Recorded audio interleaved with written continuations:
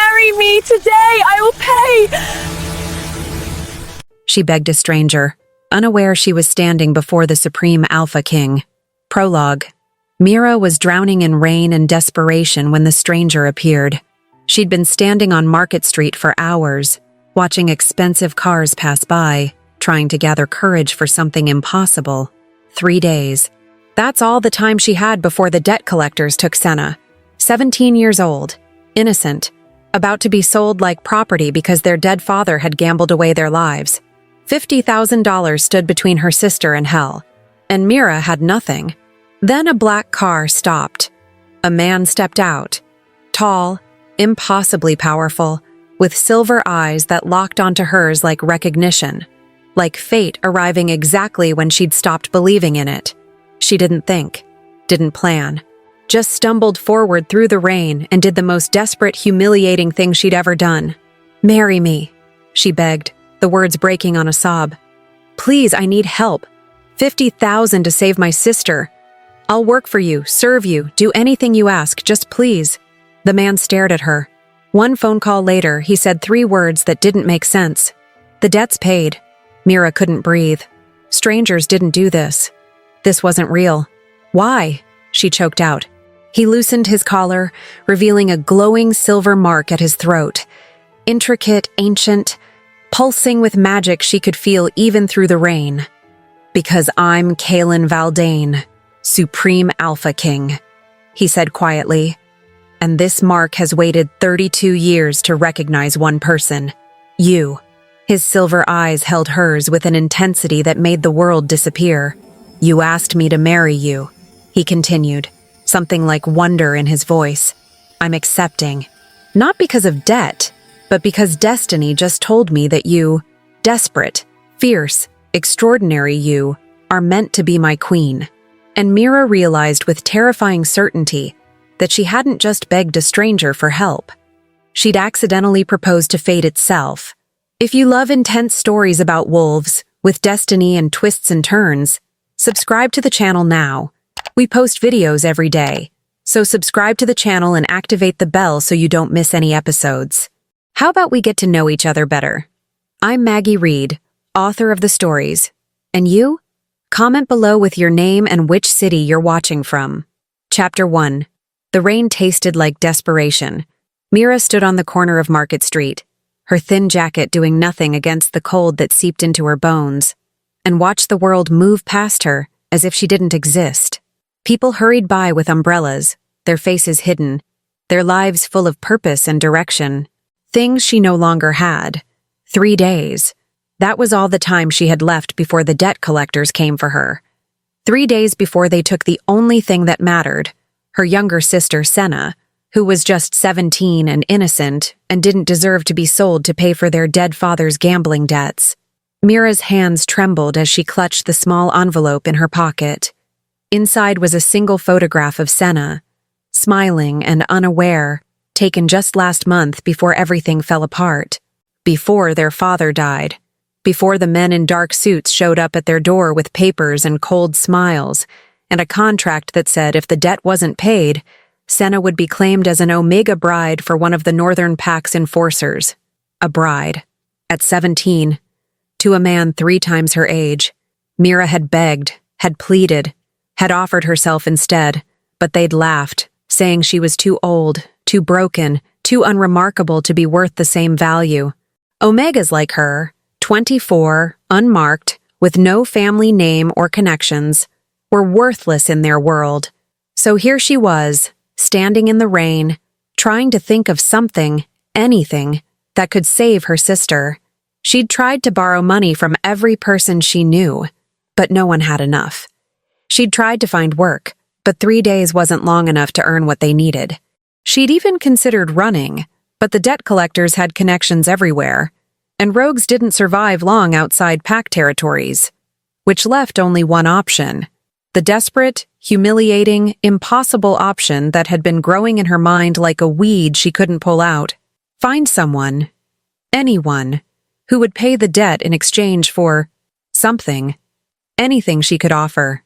Service, labor, loyalty, her life, if necessary. A sound caught her attention. the purr of an expensive engine. Mira looked up and saw a black car pulling to a stop at the curb just ahead, its sleek lines and tinted windows screaming wealth and power. The kind of car that important wolves drove, the kind that rarely stopped in this part of town. The back door opened and a man stepped out. Mira's breath caught. He was tall, so tall that he seemed to fill the space around him even in the open air. Broad shoulders were wrapped in a dark suit that looked like it cost more than she'd earn in a year. And when he turned his head, scanning the street as if looking for something, she caught sight of his profile. Sharp jaw, strong features, dark hair pushed back from his face. And then he looked directly at her. His eyes were silver, not gray, but true silver, like molten metal, and they locked onto hers with an intensity that made her heart stumble in her chest. For a moment, the rain seemed to slow, the sounds of the street fading into a dull hum, and all she could feel was the weight of that gaze. He was Alpha. She knew it instantly, felt it in the way her wolf stirred for the first time in months, whimpering and pressing close to her spine as if seeking safety or surrendering to dominance. But more than that, he was powerful, the kind of alpha that other alphas bowed to, and he was walking toward her. Mira's mind screamed at her to run, to duck her head and disappear into the crowd before he reached her. But her feet stayed rooted to the wet pavement, and her heart hammered so loudly she was sure he could hear it even from across the distance. He stopped just a few feet away, close enough that she could smell him, cedar and winter frost and something wild that made her wolf whine. His silver eyes studied her, taking in her soaked jacket, her trembling hands, the exhaustion that must be written across every line of her face. "You're shaking," he said, and his voice was deep, rough, like gravel wrapped in silk. "Are you hurt?" The concern in his tone was unexpected. Mira blinked, trying to find her voice, but all that came out was a strangled, "No." He tilted his head slightly, and something flickered in his eyes. Curiosity, maybe, or suspicion. "Then why are you standing in the rain like you're waiting for the world to end?" "Because it is ending," Mira thought. "In 3 days, everything I love will be taken from me." But she didn't say that. Instead, she looked at this stranger, this powerful, dangerous stranger, and made a decision that would change everything. "I need help," she said, and her voice cracked on the last word. I need someone to pay a debt. 50,000. I don't have it. I can't get it. But if I don't pay it in 3 days, they'll take my sister, and Her throat closed, tears burning hot behind her eyes. She forced them back, forced herself to keep speaking even as shame burned through her. "I'll do anything," she continued, the words tumbling out now in a desperate rush. "Work for you. Serve you. Whatever you need. Please. I'm begging you. Marry me today. I'll pay you back somehow. Stop." The single word cut through her rambling, and Mira's mouth snapped shut. The man was staring at her now with an expression she couldn't read, something dark and intense moving behind those silver eyes. "Marry you," he repeated slowly, as if testing the words. "You're asking me, a complete stranger, to marry you in exchange for paying your debt." When he said it like that, it sounded insane. It was insane. But Mira had run out of sane options 3 days ago. "Yes," she whispered. "I know how it sounds. I know I'm nobody, and you're clearly someone important. But I don't have anyone else to ask, and my sister is just a child, and they're going to—" "How old is she?" 17. Something dangerous flashed across his face. His jaw tightened, and for a moment, Mira thought he might walk away, might leave her standing here with her desperate, broken plea hanging unanswered in the rain. But then, he reached into his jacket and pulled out a phone.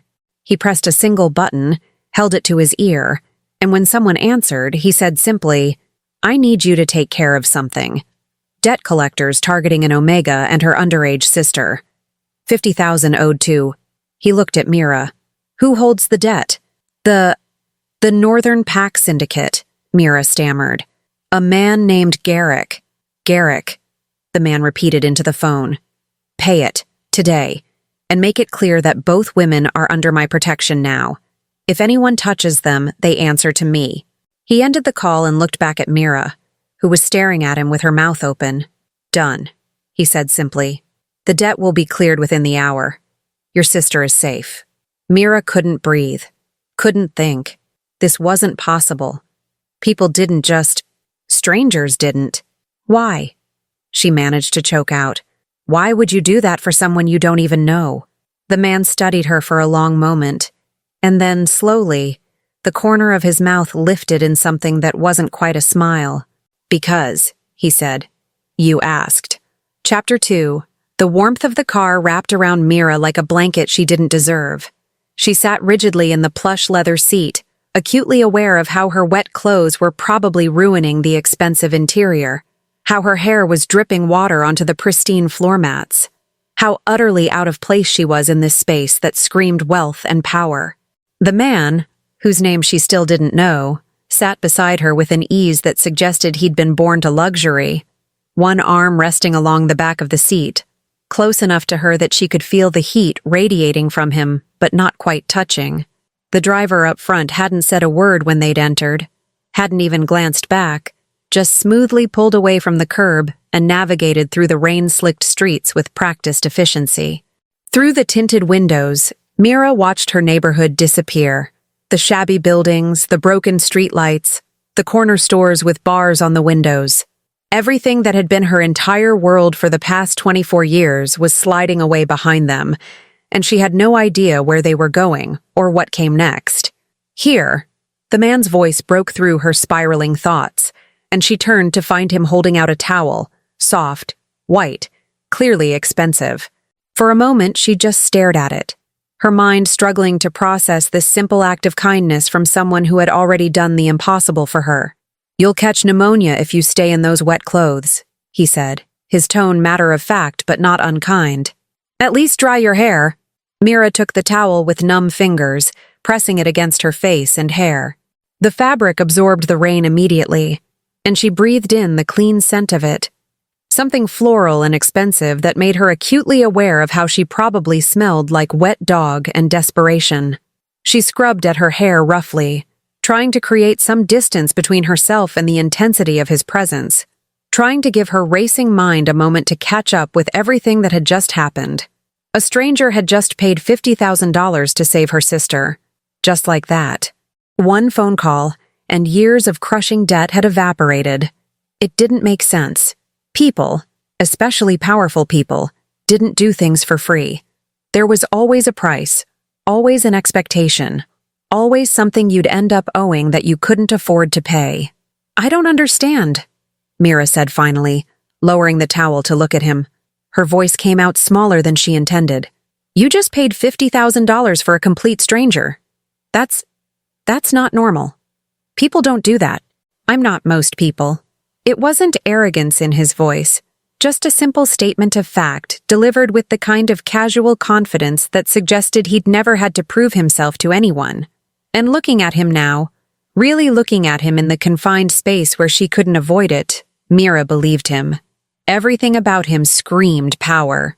Not just wealth, though the perfectly tailored suit, the expensive watch just visible at his wrist, the subtle scent of cologne that probably cost more than her monthly rent all pointed to money, but something deeper, something primal that made her wolf, still pressed close to her spine, whimper in recognition of a predator far above her in the hierarchy. "Who are you?" she asked, even though part of her was terrified of the answer. He was quiet for a moment, those silver eyes studying her with an intensity that made her feel simultaneously seen and exposed, like he was reading every fear, every desperate hope, every broken piece of her that she tried to keep hidden behind a brave face. When he finally spoke, his voice carried a weight that made the air in the car feel heavier. "My name is Kaylin," he said. Kaylin Ash Valdane. The name hit her like a physical blow. Mira's breath stopped in her chest, and she stared at him with wide eyes as her mind scrambled to process what he'd just said.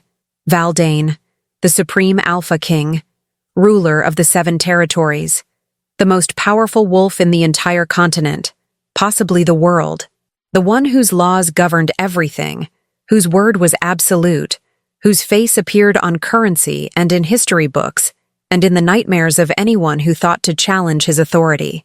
And she'd just begged him to marry her on a street corner like some kind of desperate fool. "Oh, God," Mira whispered, horror flooding through her in a cold wave. "Oh, God, I didn't know. I'm so sorry. I never would have." "Stop apologizing." His voice cut through her spiraling panic, firm but not harsh, and when she dared to look at him again, she found him watching her with something that looked almost like amusement. "You didn't know who I was," he continued, and there was something in his tone that she couldn't quite identify. Relief, maybe? Or satisfaction. "That's exactly why I came to your neighborhood personally. I wanted to understand what was happening without the weight of my title getting in the way. When you're the Supreme Alpha, people tell you what they think you want to hear. They're too afraid to show you the truth." Mira blinked, trying to make sense of that. "What do you mean? Why would you care about what's happening to me and Senna? We're nobody. Just two Omegas in a bad situation. There are probably thousands of people in worse circumstances across your territories." "You're right," Kalen said, and something dark flickered across his face. "There are. And I've spent the last 5 years trying to change that. To root out the corruption and exploitation that my predecessors either ignored or actively encouraged. But change is slow when the people you're fighting have had centuries to entrench themselves." He shifted slightly, angling his body toward her, and the movement brought him close enough that she could see the silver flecks in his eyes, like starlight captured in living metal. "There's a law I passed 2 years ago," he said. "The Protection of Minors Act. It states that no Omega, no wolf of any designation actually, under the age of 18 can be claimed, sold, or forced into marriage contracts to settle debts. It was meant to stop exactly what was about to happen to your sister." Mira's throat tightened. But Garrick said it was legal. He had papers, a contract that my father signed before he died. He showed us. "Your father had no legal right to sign away your sister's future," Kalen interrupted, and there was steel in his voice now. "The contract is void, worthless. Garrick knew that, but he was counting on you not knowing it. On you being too desperate and uninformed to question his authority." Rage flashed through Mira, hot and bitter, at the realization that they'd been lied to. That all those sleepless nights, all that terror, all her desperate planning had been based on a fiction designed to exploit their vulnerability. Her hands clenched into fists in her lap, nails digging into her palms hard enough to hurt.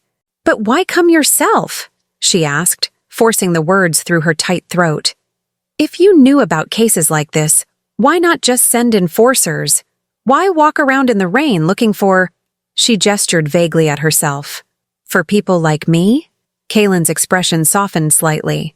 "Because enforcers can shut down individual operations, but they can't show me the systematic problems.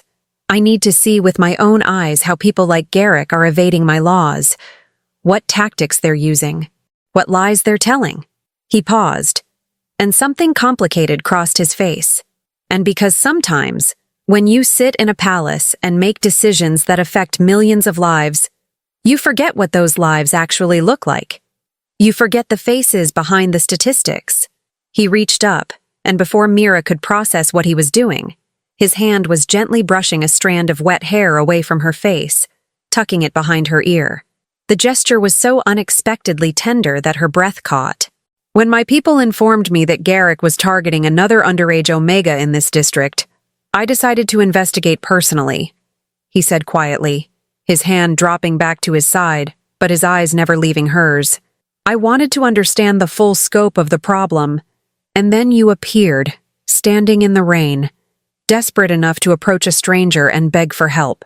His lips curved into something that wasn't quite a smile, but held a warmth that made her chest ache. "You were brave," he said. "Terrified, but brave. And I thought, here is someone who refuses to give up even when the world has taken everything from her. Someone who would sacrifice herself for her sister without hesitation. That's not weakness, Mira. That's the kind of strength most people never find." Mira felt tears burning behind her eyes, but she blinked them back furiously. She didn't deserve his praise. his kindness. She was just doing what anyone would do, what any decent sister would do. "So you knew," she said, needing to focus on facts rather than feelings. "You knew about Senna before I said anything." "I knew there was a case in this area involving an underage Omega and fraudulent debt collection," Kaylin confirmed. "I didn't know it was you specifically until you told me, but I would have helped regardless. That's why the law exists. That's why I'm here." Relief and confusion tangled together in Mira's chest, creating a knot she didn't know how to untangle. Senna was safe. The debt was paid. They weren't going to lose everything. But what about the rest? She asked quietly, her voice barely above a whisper. "What I said about marrying you.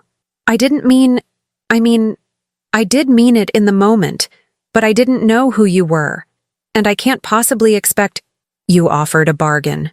The words cut through her stammering, delivered in that same calm, certain tone he'd used when he ordered the debt paid. "Marriage in exchange for clearing the debt," he continued, his silver eyes locked on hers with an intensity that made her unable to look away. "Yes, and I accepted." The words hung in the air between them, heavy and impossible and completely absurd. Mira stared at him, certain she'd misheard. Her mind couldn't make sense of what he was saying because it was too ridiculous, too far outside the realm of possibility to be real. "What?" she finally managed to choke out.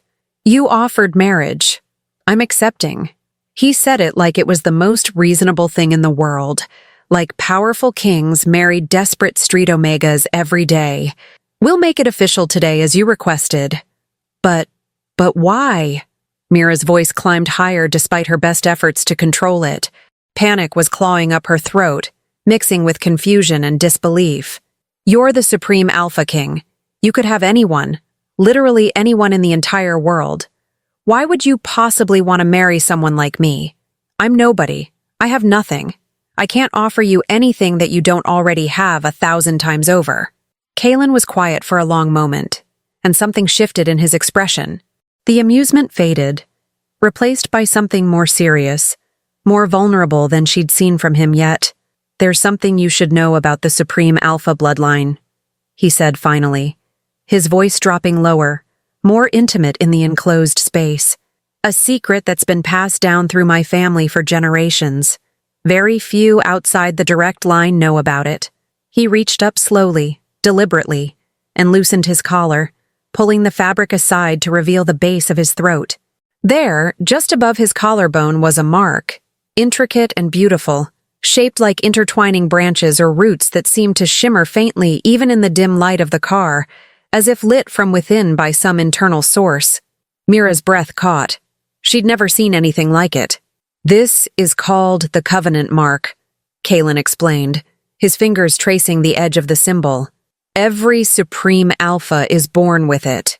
It's a bond that ties us to one person, our true equal, the one who can stand beside us and share the burden of the crown. It's older than written history, woven into our bloodline by magic that predates the 7 territories themselves." He let his hand drop, but left his collar open so she could still see the mark pulsing gently with that strange internal light. "The mark appears when we're born," he continued, "but it remains dormant until we encounter the person we're meant to bond with. And when that happens—" He paused, and something intense flashed in his silver eyes. "It activates, glows, burns, becomes impossible to ignore. It's not a choice or a suggestion. It's a recognition. The magic identifying the one soul in the world that can complete ours." Mira's heart was pounding so hard she could feel it in her throat. "And yours?" "Started burning the moment I saw you standing in the rain." The confession hung between them, and Mira couldn't breathe, couldn't think, couldn't process what he was saying because it was impossible. Things like this didn't happen to people like her.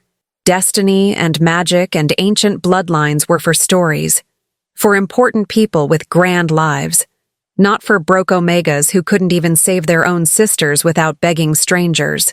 "That's impossible," she whispered, shaking her head. "I'm nobody. I'm not special. I'm not powerful or connected or anything. I'm just an Omega who couldn't even keep her family together. You're wrong." The certainty in his voice stopped her rambling. Kaylin reached out slowly, giving her time to pull away if she wanted, and when she didn't, when she sat frozen, caught between flight and fascination, he gently cupped her face in both his hands. His palms were warm against her cold skin, and the touch sent a shock through her entire system. "You're the person the Covenant chose," he said softly, his thumbs brushing across her cheekbones. "Out of millions of people across the 7 territories, across the entire world, the magic recognized you. That makes you the most important person in my life, whether you believe it or not." Tears burned in Mira's eyes, but she refused to let them fall. "What if I say no? What if I don't want this? I didn't ask for destiny or magic or any of this." Something like pain flickered across Kaylin's face, but his voice remained steady. "Then I'll still clear your debt. I'll still protect your sister. I'll set you both up somewhere safe with enough resources to start over, and you'll never have to see me again if that's what you want." His hands stayed gentle on her face, even as she saw the muscle in his jaw tighten. "But I'm asking you to consider it. Not because of obligation or gratitude, but because—" He trailed off, and for the first time since she'd met him, he looked uncertain. "Because I think you felt it too," he finally said. When our eyes met, that pull, that recognition, like something inside you that had been sleeping suddenly woke up. And God help her, she had. She'd felt something shift inside her when his silver eyes locked onto hers, something that went deeper than fear or attraction, or simple awareness of power. It had felt like a piece of her that had been missing, a piece she didn't even know was gone, suddenly clicked into place with a rightness that terrified her. "If I say yes," Mira said slowly, her voice trembling, "what happens? What does this covenant bond actually mean?" Kaylin's hands remained on her face, steady and warm, anchoring her through the storm of emotions threatening to pull her under. "We complete the ritual," he said. "It's ancient magic that ties our lives together, not just politically but mystically. You would become my queen, my equal, my partner, and together we would rule the 7 territories." "I don't know how to be a queen," Mira protested, panic edging back into her voice. "I don't know anything about politics or diplomacy or running a territory, let alone 7 of them. I can barely keep myself fed. How am I supposed to—" "I'll teach you." His voice was firm, certain. "Everything you need to know, I'll teach you. You won't be thrown into it alone. But what if I fail? What if I'm not strong enough? What if everyone looks at me and sees exactly what I am? A nobody who got lucky." "Mira," he said her name like a prayer, like a command, and it cut through her spiraling panic. "You stood in the rain and begged a stranger to save your sister. You were willing to trade your entire future, your freedom, your life for hers without hesitation. That's not weakness. That's not luck. That's the kind of strength and love and fierce loyalty that kingdoms are built on." His eyes held hers, and she could see her own reflection in that silver gaze, wet, bedraggled, terrified, but somehow still standing. "I can train advisors," he continued quietly. "I can hire diplomats. I can find strategists and warriors and scholars. But I can't create the kind of heart that you have, the kind that refuses to give up even when hope is gone. That's rare. That's precious. And that's exactly what I need at my side." Mira's breath shuddered in her chest.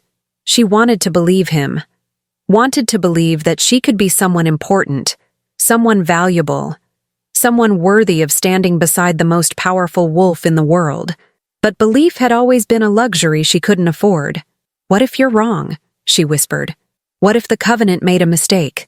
"The Covenant doesn't make mistakes." His certainty was absolute. "It's survived for thousands of years precisely because it's never wrong. It recognizes what we need, even when we don't see it ourselves." He leaned forward slightly, close enough that she could feel his breath ghost across her lips, could see the faint flecks of darker silver in his eyes like storm clouds gathering. "I'm asking you to trust me," he said softly. "And I know that's a lot to ask from someone you just met, but I'm also asking you to trust yourself. Trust that the part of you that felt the recognition, that felt the pull, knows something your conscious mind doesn't. And there it was, the choice that would define everything that came after. Mira could say no, could take the safety he offered, the resources and protection for her and Senna, and walk away from destiny and magic and impossible possibilities. Could go back to being nobody, to surviving day by day, to a life that was small but at least familiar. Or she could say yes, could step into the unknown with nothing but a stranger's promise and a magic she didn't understand, could become someone she'd never imagined being, for better or worse. In her pocket, the photograph of Senna pressed against her hip, a reminder of why she'd been standing in that rain in the first place. Because she'd do anything, sacrifice anything, to protect the person she loved. And maybe, just maybe, that willingness to sacrifice, that refusal to give up, was exactly what made her the right choice. "Okay," Mira whispered, the word barely audible even in the quiet car. "I'll do it. I'll marry you." Kalen's eyes flared brilliant silver, and the covenant mark on his throat pulsed with sudden light that filled the car with a soft glow. Mira gasped as she felt something ignite in her own chest, warm and bright and terrifyingly right. "Then let's go get your sister," Kalen said, and his voice held a satisfaction that made her shiver. "And after that, we have a wedding to attend." Chapter 4. The apartment felt smaller than Mira remembered.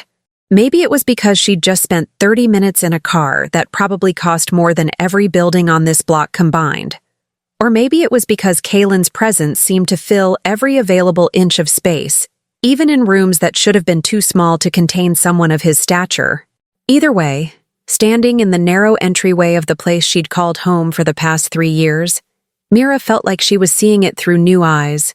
The peeling wallpaper that she'd stopped noticing years ago, the water stain on the ceiling that landlords kept promising to fix, the threadbare carpet that had probably been installed sometime in the previous century. This was her life, had been her life, and in a few hours, it would be nothing but a memory. "Senna?" Mira called out, her voice catching slightly on her sister's name. "Senna, are you here?" For a terrible moment there was only silence, and Mira's heart seized with irrational panic. What if Garrick had come early? What if he'd taken Senna already, despite Kalen's assurances that the debt was paid? What if... A door at the end of the hallway flew open with enough force to bang against the wall, and a teenage girl burst out.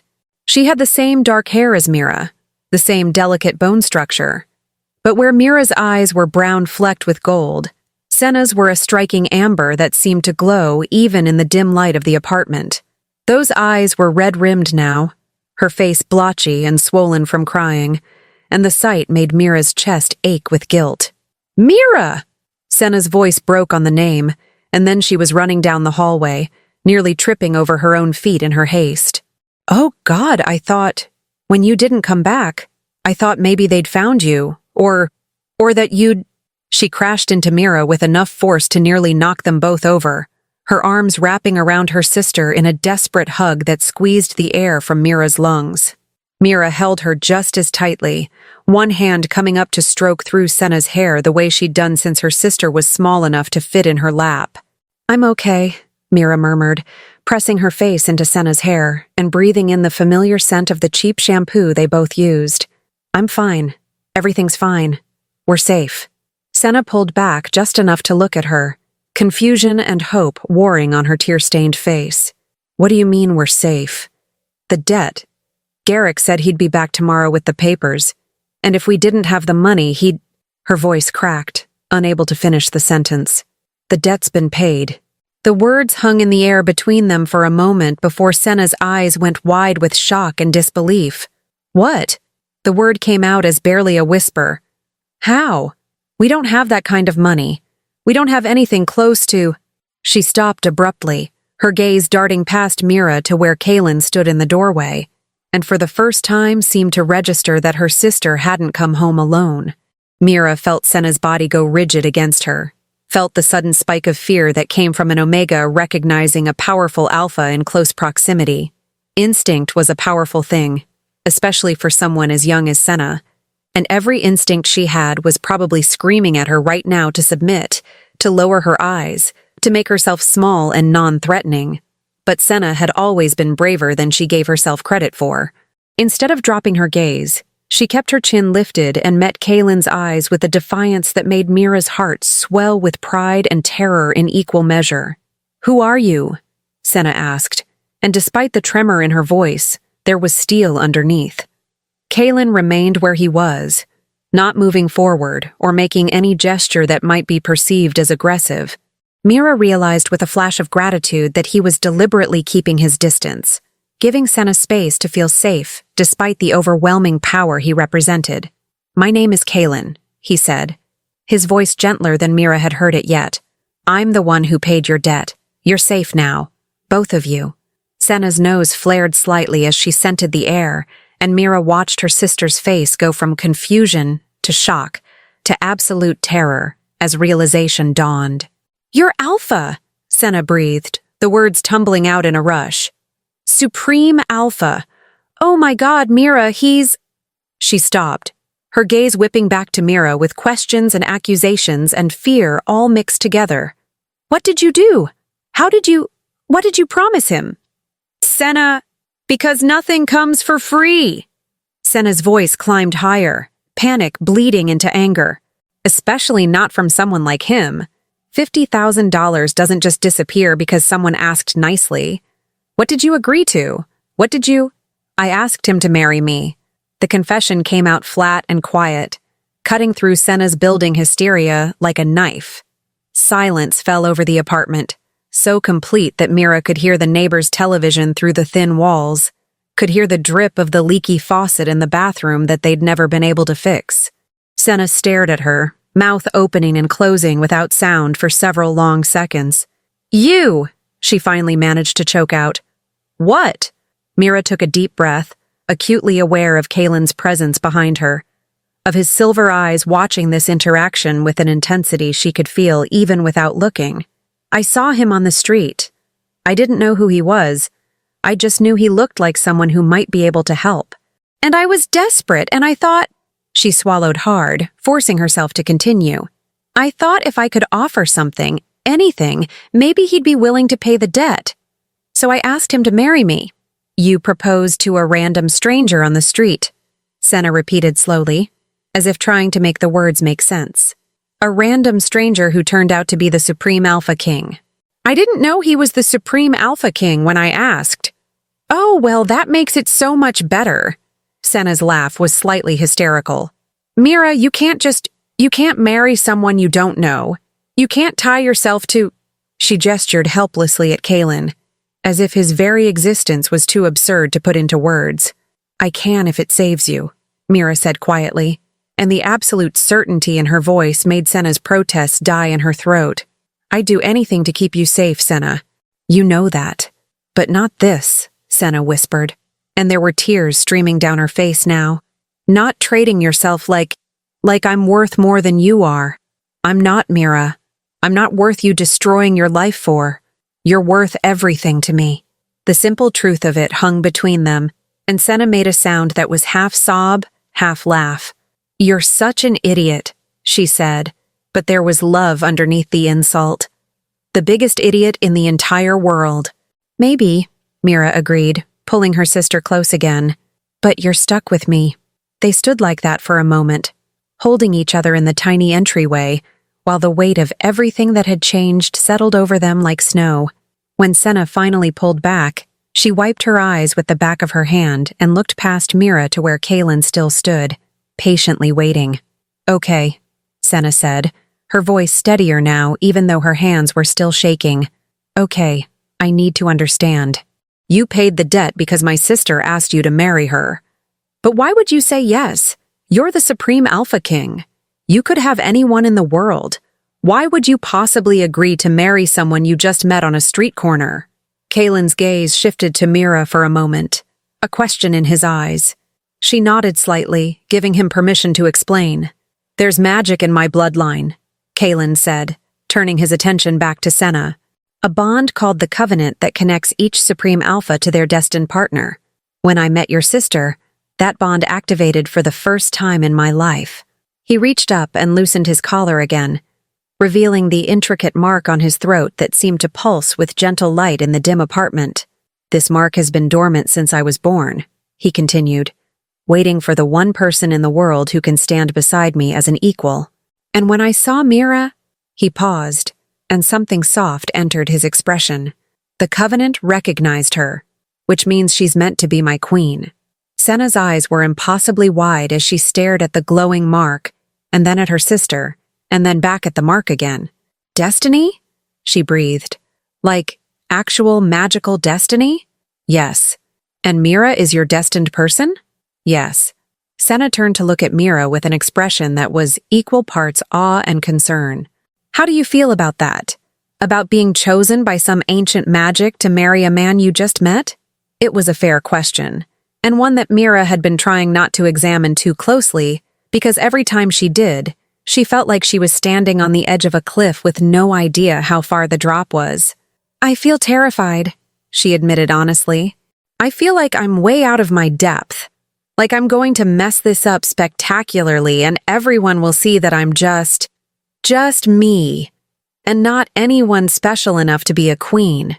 She took a shaky breath. "But I also feel like this is the right choice, for both of us. Like maybe destiny knows something I don't." Senna studied her for a long moment, those amber eyes that could always see right through Mira's defenses, searching for any sign that she was being coerced or manipulated, or forced into something she didn't want. Whatever she saw must have satisfied her, because she finally nodded slowly. "Okay," she said. "If you're sure, but I have conditions." Kaelin raised an eyebrow, and despite the gravity of the situation, Mira saw a flash of amusement cross his face. "Conditions?" "Yes." Senna crossed her arms, and despite being 17 years old and Omega and facing down the most powerful wolf on the continent, she lifted her chin with remarkable courage. "First, if you hurt my sister, if you use her or manipulate her or make her unhappy, destiny or not, I will find a way to make you regret it." "Senna!" Mira gasped, horrified, but Kaelin's expression didn't harden. If anything, that flash of amusement grew into something that looked like respect. "Understood," he said seriously. "What else?" "Second, she gets to visit me whenever she wants. You can't keep her locked away in some palace or castle or wherever you live. She needs to know she can still see me. She'll have complete freedom to see you anytime." Kaelin agreed without hesitation. "In fact, I was going to suggest that you come live on the estate as well. There's plenty of room, and it would give Mira peace of mind to have you close." Senna blinked, clearly not having expected that. "Oh, that's actually really considerate." "And third?" Kaelin prompted gently. Senna's expression softened, and when she spoke again, her voice carried the weight of someone far older than her years. "You have to actually care about her. Not just because of the magic or the politics or because you need a queen, but because she's Mira, and she's the best person I know, and she deserves someone who sees that. Who sees how strong she is, how kind, how she'd give everything she has to protect the people she loves." Her voice cracked slightly. "She deserves someone who'll protect her back." The apartment went very quiet. Mira felt tears burning behind her eyes at her sister's fierce defense, at the love that radiated from every word. Kaelin moved then, crossing the small space until he stood directly in front of them both. He looked at Senna first, and when he spoke, his voice carried the weight of an oath. "I can promise you that," he said. "I already see how extraordinary she is, and I will spend every day proving that she made the right choice in trusting me." Then his gaze shifted to Mira, and the intensity in those silver eyes made her breath catch. "Both of you," he said quietly. "I'll protect both of you. You have my word as Supreme Alpha, and my word as the man your sister has agreed to marry." Senna studied him for another long moment, and then slowly, she nodded. "Okay, then I guess you're getting married." She turned to Mira, and despite the tears still shining in her eyes, she managed a watery smile. "You're really doing this, aren't you?" "I really am," Mira confirmed, and saying it out loud made it feel real in a way it hadn't before. "Then I'm coming with you," Senna said firmly. "To wherever you're going, whatever happens next. I'm not letting you face this alone. Relief flooded through Mira so strongly that her knees felt weak. "Are you sure? You don't have to." "Yes, I do." Senna grabbed both of Mira's hands, squeezing tightly. "You just traded your entire life for mine. The least I can do is be there when you start your new one." Mira pulled her sister into another hug, holding on tightly while trying to memorize this moment, the last few seconds of their old life before everything changed forever. When they finally pulled apart, Kaylin was watching them with an expression that Mira couldn't quite read, something warm and approving, and maybe a little bit sad, as if their bond reminded him of something he'd lost. "We should go," he said gently. "The ritual needs to happen before sunset, and there are preparations to make. Senna, you're welcome to come with us now, or we can send someone to help you pack and bring you to the estate later. Whatever you're comfortable with." "I'm coming now," Senna said immediately. "I just need 5 minutes to grab some things." She disappeared into her room, leaving Mira and Kaylin alone in the narrow hallway. "Thank you," Mira said quietly, looking up at him, "for letting her come, for understanding how important she is to me." "Of course," Kaylin said, and he reached out to tuck a strand of hair behind her ear, the gesture becoming familiar despite how recently they'd met. "Family is everything. I would never ask you to choose between your sister and this bond. Even though the covenant says I'm supposed to be your equal, your partner, won't people think it's weird that I need my teenage sister with me? Let them think what they want." His voice was firm, certain. "You're going to be queen. That means you get to define what that looks like.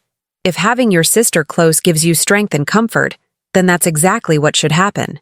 Mira felt something warm unfurl in her chest. Gratitude and affection, and the beginning of something that might eventually grow into more. "I'm scared," she admitted in a whisper, "about all of this, about the ritual and becoming queen and everything that comes after."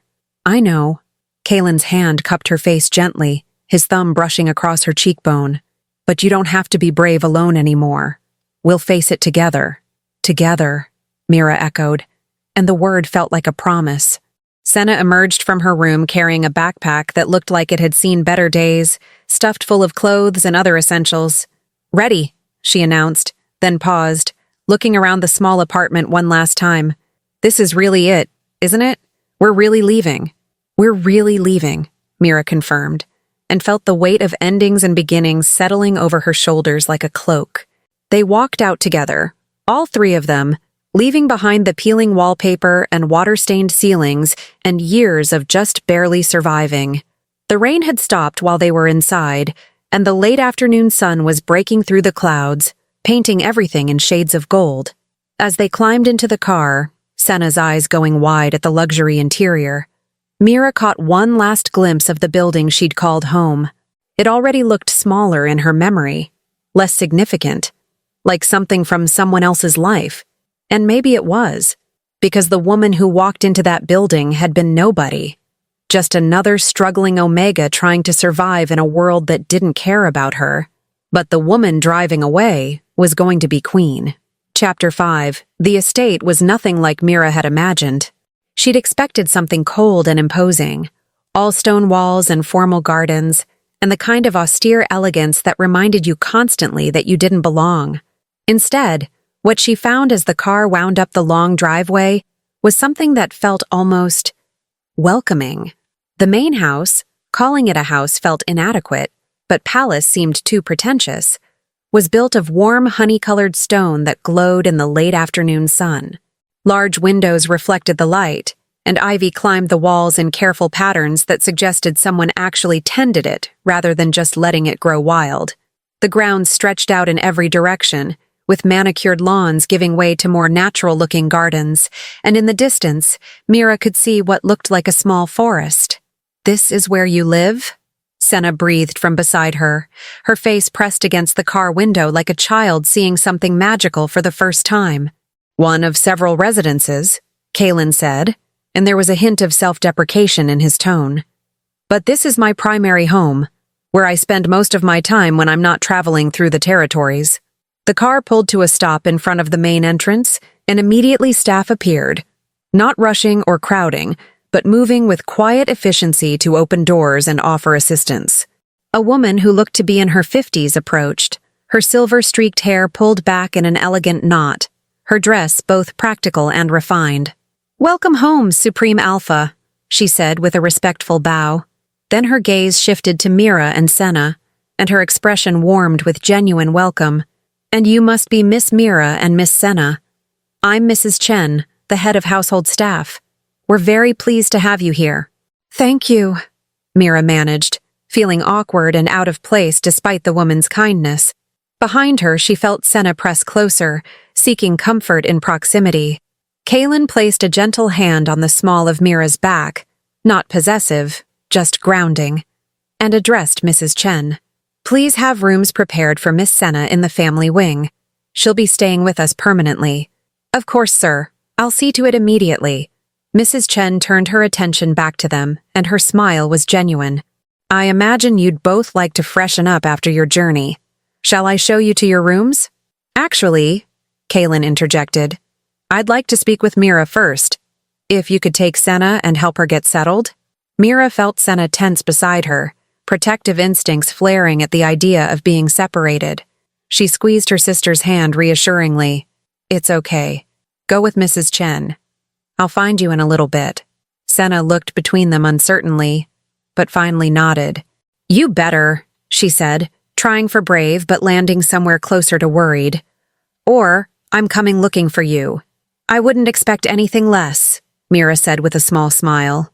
As Mrs. Chen led Senna away, the older woman already chatting gently about what the room would look like, and would Senna prefer certain colors. Kaylin guided Mira in a different direction. They walked through corridors that managed to be both grand and somehow intimate, past rooms whose purposes Mira could only guess at, until finally they stopped in front of an ornate set of double doors. "These will be your chambers," Kaylin said, pushing the doors open. "For now, at least. After the ritual, well, we can discuss arrangements then." Mira stepped inside and felt her breath catch. The room was enormous, easily 3 times the size of the entire apartment she'd shared with Senna, but it didn't feel cold or empty. Warm afternoon light streamed through tall windows, illuminating furniture that looked both expensive and comfortable. There was a sitting area with plush chairs arranged around a fireplace, a massive bed with what looked like silk hangings, and through an open door she could see what must be a bathroom that seemed larger than her old bedroom. "This is too much," she whispered, turning to look at Kaylin with wide eyes. "I can't. This is for someone important, not for my queen." Kaylin interrupted gently, stepping into the room and closing the doors behind him for privacy. "For the woman who the Covenant chose to stand beside me. Mira, you need to understand. In a few hours, you're going to become one of the most powerful people in the 7 territories. This isn't too much. If anything, it's the bare minimum." Mira wrapped her arms around herself, suddenly feeling small and overwhelmed. "I don't know how to be that person. I don't know how to be powerful or important or any of the things a queen is supposed to be." "Then let me tell you what I see." Kaylin crossed the space between them, moving slowly enough that she could have stepped back if she wanted. When she didn't, he reached out and gently took both her hands in his thumbs brushing over her knuckles. "I see someone who stood in the rain begging a stranger for help because she refused to let her sister be taken," he said quietly. "Someone who was willing to trade her own freedom, her own future without hesitation. That's not weakness, Mira. That's the kind of fierce protective love that makes people want to follow you, want to trust you." "That was just survival," Mira protested.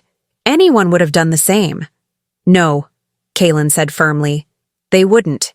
Most people, when backed into a corner, think only of themselves. They run, or they hide, or they give up. You fought.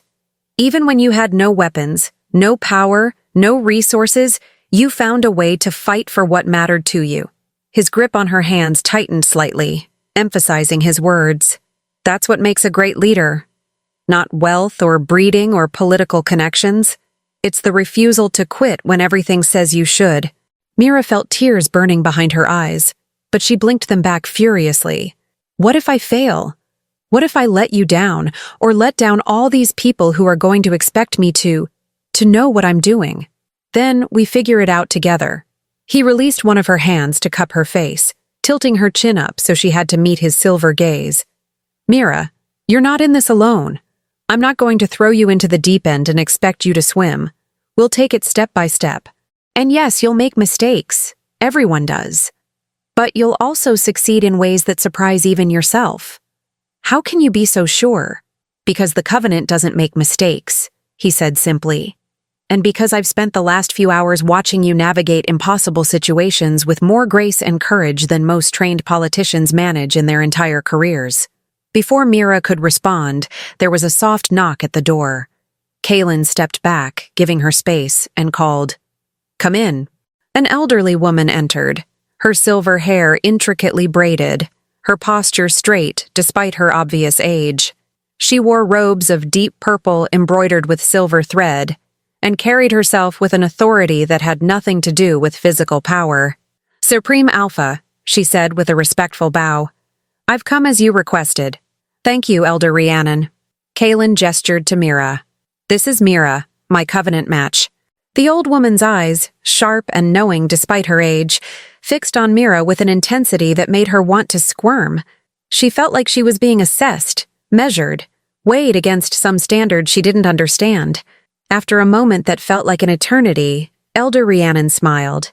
"The Covenant chose well," she said, and there was approval in her voice. "I can see the bond already beginning to form. The magic recognizes her." "What does that mean?" Mira asked, finding her voice despite her nervousness. "It means," the elder said, moving further into the room with surprising grace, "that your soul resonates with his in the way that only true Covenant pairs do. The magic that binds the Supreme Alpha bloodline has been waiting for you specifically. Not just any Omega, not just any compatible partner, but you, your unique combination of strength and compassion and fierce loyalty." She came to stand in front of Mira and reached out to take her hand. Her fingers were cool and dry, but there was comfort in the touch. "The ritual we're about to perform is ancient," Elder Rhiannon continued. "Older than the 7 territories, older than written history. It will bind your life force to his, allow you to share his power and his burdens. You'll be able to feel each other's emotions, sense each other's well-being, draw strength from each other when needed." "That sounds intense," Mira said weakly. "It is," the elder agreed. "But it's also beautiful. You'll never be truly alone again. No matter where you are or what you face, you'll carry a piece of him with you. And he'll carry a piece of you." She released Mira's hand and turned to Kaylin. "The ritual chamber is prepared. The sun will set in 2 hours. We should begin preparations now." Kaylin nodded, then looked at Mira with a question in his eyes. "Are you ready?" "No, absolutely not." She was terrified and overwhelmed and had no idea what she was walking into, but she'd already made her choice. On a rain-soaked street corner when she'd begged a stranger for help. In the car when she'd agreed to marry him. Walking out of her old apartment and leaving that life behind. This was just the next step. "Yes," Mira said, and was surprised to find that her voice barely shook. "I'm ready." Chapter 6. The first week as queen was a baptism by fire. Mira had expected to have time to adjust, to ease into her new role with training sessions and gentle introductions to court life.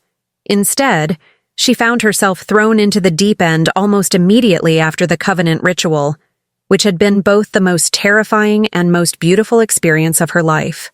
The ritual itself remained a blur of glowing symbols, ancient words spoken in languages she didn't understand, and the overwhelming sensation of Kaylin's life force intertwining with hers. When it was complete, she'd felt fundamentally changed, not just in status, but in her very essence. The Covenant mark that appeared on her left wrist was a visible reminder, delicate silver branches that wrapped around her pulse point and seemed to glow faintly whenever Kaylin was near. But the mark was nothing compared to the bond itself. She could feel him now, constantly. A warm presence at the edge of her awareness that never truly left. His emotions filtered through to her like distant music, and hers to him. When he was stressed during meetings, she felt tension gathering in her own shoulders. When she was anxious about learning new protocols, warmth bloomed in her chest as he sent reassurance through the bond without saying a word. It should have felt invasive, this constant connection to another person's inner life. Instead, it felt like coming home. Now, 7 days after the ritual, Mira sat in what had become her morning routine, breakfast with Senna in the private dining room, followed by lessons with various tutors who were attempting to cram years of education into weeks. Today's instructor was a sharp-eyed woman named Lady Winters, who specialized in territorial politics and diplomatic protocol. The Eastern Province, Lady Winters was saying, pointing to a section of the massive map spread across the table, has been contested territory for 3 generations. Both the Riverside Pack and the Mountain Clan claim ancestral rights to the land, specifically the mineral-rich valley that runs through the center. Mira leaned forward, studying the map intently. In the past week, she'd learned more about the 7 territories than she'd ever known existed. The complex web of alliances and old grudges, the economic dependencies and power struggles, the delicate balance Kaylin maintained to keep everything from falling apart. "What's the current status?" Mira asked, making notes in the leather journal Kaylin had given her for exactly this purpose. "Tense," Lady Winters said bluntly. "Both sides have agreed to a temporary ceasefire while the Supreme Alpha considers the matter, but patience is wearing thin. If a decision isn't made soon, there's a very real risk of violence. What would happen if we forced one side to concede? We'd gain the loyalty of one pack and create a bitter enemy in the other," Lady Winters said. "Either choice would destabilize the region." Mira tapped her pen against the journal, thinking. She'd been reading about the Eastern Province every night before bed, trying to understand not just the legal claims, but the people involved. What if we don't force anyone to concede? What if we create a partnership instead? Lady Winters raised an eyebrow. "Explain." "Both sides have valid claims," Mira said, warming to her idea. "The Riverside Pack settled there first, but the Mountain Clan has been actively mining the valley for decades. Their entire economy depends on those minerals. If we force the Mountain Clan out, we destroy their livelihood. If we force the Riverside Pack to give up their ancestral lands, we're dismissing their history." She stood up and moved closer to the map, tracing the disputed valley with her finger. "But what if we create a joint mining operation? Both packs share the profits and the labor. We appoint a neutral administrator to ensure fairness and oversee the distribution. Make it clear this isn't a temporary compromise but a new model for how we handle disputed resources. Cooperation rather than competition." The room was quiet for a moment. Then Lady Winters smiled, the first genuine smile Mira had seen from the stern woman. "That," she said, "is exactly the kind of thinking a queen should have. Not just resolving conflicts, but transforming them into opportunities." She made a note in her own journal. "I'll prepare a formal proposal for you to present to the Supreme Alpha." Pride bloomed warm in Mira's chest, and through the bond, she felt an answering pulse of approval from Kaylin. He was in meetings across the estate, but he'd clearly felt her success. After Lady Winters left, Mira allowed herself a moment to simply breathe. A week ago, she'd been a nobody. Now she was proposing policy solutions that could affect thousands of lives. "You're doing amazing, you know." Mira turned to find Senna standing in the doorway, wearing one of the new dresses Mrs. Chen had arranged for her. Soft blue that brought out the amber in her eyes. Her sister looked healthier than she had in months, the constant stress and fear that had shadowed her finally beginning to lift. "I'm faking it," Mira admitted with a weak laugh. "Half the time I have no idea what I'm doing." "That's not true," Senna said, coming to sit beside her. "I've been watching you this week, Mira. The way you listen to people, really listen. The way you ask questions that get to the heart of problems.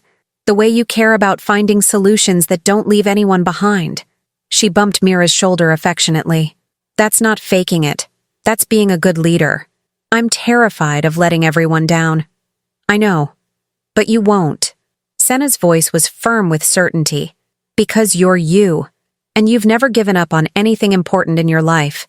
Before Mira could respond, there was a knock at the door. A young servant entered, bowing respectfully. "Your Majesty," The Supreme Alpha requests your presence in the council chamber. There's a delegation that wishes to meet with you. Mira's stomach clenched with nervousness, but she forced herself to stand straight, to project the confidence she didn't quite feel. Tell him I'll be there shortly. As the servant left, Senna squeezed her hand. You've got this. I hope you're right, Mira murmured, then took a deep breath and headed toward what she was beginning to think of as her real education. Learning to be queen not from books and tutors, but from facing the reality of what that meant. The council chamber was impressive in a way that still made Mira's breath catch. High ceilings, walls lined with portraits of previous Supreme Alphas, a massive table of dark wood that could seat 20 people comfortably. Today, it held Kaelin at the head, several of his key advisors along the sides, and 3 wolves she didn't recognize sitting across from them. All conversation stopped when she entered. Mira felt the weight of every gaze, the assessment happening behind polite expressions.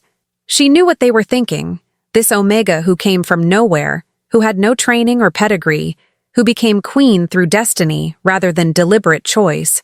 But then Kaelin stood, and the respect in the gesture made everyone else hastily follow suit. He came around the table to meet her, taking her hand and raising it to his lips in a gesture that was both formal and intimate. Thank you for joining us, he said. And through their bond, she felt his support like a physical touch. May I introduce Alpha Garrett and his advisors from the Western Territory. They've come to discuss the upcoming harvest negotiations. Mira recognized the name. The Western Territory was one of the breadbasket regions, responsible for feeding much of the 7 territories. Negotiations with them happened annually and were notoriously complex. Alpha Garrett was a large man in his 50s with steel-gray hair and eyes that assessed her with open skepticism. He bowed, but it was perfunctory. Your Majesty, congratulations on your recent bonding. Thank you, Alpha Garrett, Mira said, keeping her voice steady. I understand you're here to discuss grain quotas and pricing structures. Something flickered in his eyes, surprised that she knew even that much. Indeed, though I was expecting to negotiate with the Supreme Alpha directly, as we have for the past 15 years. There it was, the first test. Mira could feel Kaelin beside her, ready to step in if needed. But she also felt his curiosity through the bond. He was giving her space to handle this herself. Of course, Mira said smoothly. And the Supreme Alpha remains deeply involved in all negotiations. However, as Queen and his Covenant partner, I'll be participating in these discussions as well. The prosperity of all 7 territories concerns me just as much as it concerns him. She moved to take the seat Kaelin indicated, directly beside him at the table. Shall we begin? Alpha Garrett exchanged glances with his advisors, clearly uncertain how to proceed. Finally, he sat as well, and the others followed. Very well, he said. As you may know, this year's harvest was impacted by unusual weather patterns. We're looking at a 20% reduction in yield compared to last year, which means you'll be requesting a reduction in the quota you're obligated to provide to the other territories, Mira said, pulling from her morning lessons, while simultaneously hoping to maintain the same prices for what you do provide. Garrett's eyebrows rose. You're well informed. I try to be. Mira folded her hands on the table, projecting calm she didn't entirely feel. Here's my concern, Alpha Garrett. If you reduce the quota but maintain prices, the Northern and Eastern territories, which rely heavily on your grain, will face food shortages. That creates desperation, which leads to instability. With respect, Your Majesty, that's not my problem, Garrett said bluntly. My responsibility is to my own people first. I can't be expected to sacrifice our prosperity for others. I'm not asking you to sacrifice, Mira said carefully. I'm asking you to consider a different approach. What if, instead of reducing your quota, we increased support for your farmers? Additional resources for irrigation improvements, access to better seeds, financial assistance for those who lost the most in the poor harvest. She glanced at Kaelin, who gave her an encouraging nod to continue. In exchange, Mira continued, you maintain your current quota, or as close to it as reasonably possible, and we work together to ensure next year's harvest is stronger. That way, your people get immediate help. The other territories don't face shortages, and we build a more resilient agricultural system overall. Garrett was quiet for a long moment, considering. That would require a significant investment from the crown. It would, Kaylin agreed, speaking for the first time. But it's an investment in stability, in loyalty, in proving that when one territory faces hardship, we all work together to solve it rather than letting them struggle alone. One of Garrett's advisors leaned in to whisper something, and after a brief, hushed conversation, the Alpha turned back to them. "I'm willing to discuss this further," he said, and there was a new note of respect in his voice as he looked at Mira. "You make a compelling argument, Your Majesty, though I'll need to see specific numbers and timelines before committing." "Of course," Mira said, relief flooding through her. "We'll have our Treasury advisors prepare a detailed proposal for your review." The meeting continued for another hour, working through logistics and details. But the tenor had changed. Garrett treated her as an equal partner in the negotiations rather than an ornament beside the Supreme Alpha. By the time they concluded and the Western Territory delegation departed, Mira felt exhausted but triumphant. As soon as the doors closed, Kaylin pulled her into his arms. "That was brilliant," he murmured into her hair. "You just turned what could have been a contentious negotiation into a collaborative solution. Do you have any idea how rare that is?" "I was terrified the entire time," Mira admitted, pressing her face against his chest and breathing in his cedar and frost scent. "I thought for sure he was going to tell me I had no business being involved." "He was considering it," Kaylin said with a laugh. "I could see it on his face. But then you demonstrated that you understood the issues as well as any advisor in this room, and that you were thinking about solutions rather than just problems. You won his respect." "We won it," Mira corrected, pulling back to look up at him. "I couldn't have done any of this without you. Without this bond telling me you believed in me even when I doubted myself." Kaylin's silver eyes were warm as he cupped her face in his hands. "Then let me tell you something else through this bond," he said softly. "I'm falling in love with you. Not because destiny chose you, but because of who you are. The way you care about finding fair solutions. The way you refuse to give up. The way you protect the people you love with everything you have." Mira's breath caught. They'd been bonded for a week, married by ancient magic and destiny. But this was different. This was choice. This was him offering his heart separate from the covenant that bound their lives. "I'm falling in love with you too," she whispered back. "And it terrifies me because I've never had anything this good, and I keep waiting for it to fall apart." "It won't," Kaylin promised, and kissed her, gentle and deep and full of certainty. "We won't let it." Chapter 7. The opposition began in the third week. Mira should have expected it. Change always created resistance, especially when that change came in the form of an Omega with no political experience suddenly wielding significant influence. But somehow, wrapped in the warm cocoon of the bond with Kaylin and the steady support of people like Mrs. Chen and Lady Winters, she'd let herself believe that acceptance would come easily. She learned otherwise during her first formal court session. The throne room was magnificent, all soaring columns and stained glass windows that threw colored light across the marble floors. Kaylin sat on the Supreme Alpha's throne, a massive chair of carved wood and precious metals that had seated rulers for centuries. Beside it, slightly smaller but no less ornate, sat the Queen's throne. Mira's throne now. She'd dressed carefully for this occasion, with Mrs. Chen's help choosing a gown that was elegant but not ostentatious, regal but not unapproachable. Her hair was arranged in an intricate style that took 2 servants an hour to complete, and the covenant mark on her wrist had been left deliberately visible, a reminder to everyone present that she was here by destiny's choice, not political maneuvering. The court session was meant to be ceremonial. Introductions to various pack leaders and territory representatives, formal presentations of loyalty, the kind of pageantry that kept the political machine running smoothly. Mira had been briefed extensively by Lady Winters about who would attend, what protocols to follow, how to respond to different situations. What she hadn't been prepared for was open hostility. It came from a woman named Counselor Blackwood, a high-ranking beta from one of the oldest families in the Southern Territory. She was perhaps 60 years old, with silver hair styled severely and eyes that looked like chips of ice. "If I may speak frankly, Supreme Alpha," Blackwood said after the formal greetings had concluded and the session opened for discussion, "there are concerns being raised about the unusual circumstances of your bonding." Mira felt Kaelin tense beside her, felt a warning pulse through the bond, but his voice remained calm when he spoke. "Unusual? In what way, counselor?" "Well," Blackwood's gaze flickered to Mira with barely concealed disdain. "It's highly irregular for a Supreme Alpha to bond with someone of such limited background. No political connections, no training in governance, no experience with the complexities of ruling 7 territories. Many are wondering if perhaps the Covenant made an error. After all, it has been dormant for generations.